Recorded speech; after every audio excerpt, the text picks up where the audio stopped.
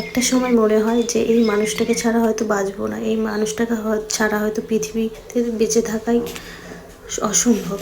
কিন্তু একটা সময়ের পর সেই মানুষটাই বিরক্তির কারণ হয়ে দাঁড়ায়। আর তেমনই প্রকৃতিও তেমন সময়ের সাথে সাথে পাল্টে যায়। মানুষ যেমন সময়ের সাথে সাথে পাল্টে যায়, প্রকৃতিও তেমন।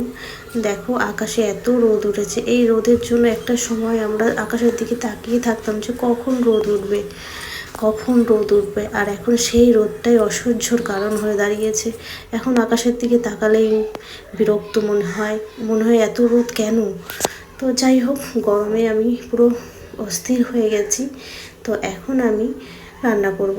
সব কাজ কমপ্লিট হয়ে গেছে। তো এদিকে বাজারও চলে এসছে, এদিকে আমরা আর চিংড়ি মাছ, আর এটা হচ্ছে কি বোয়াল মাছ। হয়তো আমাদের এই ফার্স্ট টাইম খাওয়া, আগে কখনো আমি খাইনি। খেয়েছি কি না বলতে পারবো না, কিন্তু জ্ঞান অবস্থায় আমি কোনো খাইনি। রুই কাতলা খেতে খেতে ভালো লাগে না, তাই এই বোয়াল মাছ আনা। আর এদিকে দেখো সব পরিষ্কার করে নিয়েছি। এদিকে চিংড়ি মাছগুলোও সব বেছে নিয়েছি। চিংড়ি মাছটা আজকে আর হবে না, বোয়াল মাছটাই আজকে রান্না হবে।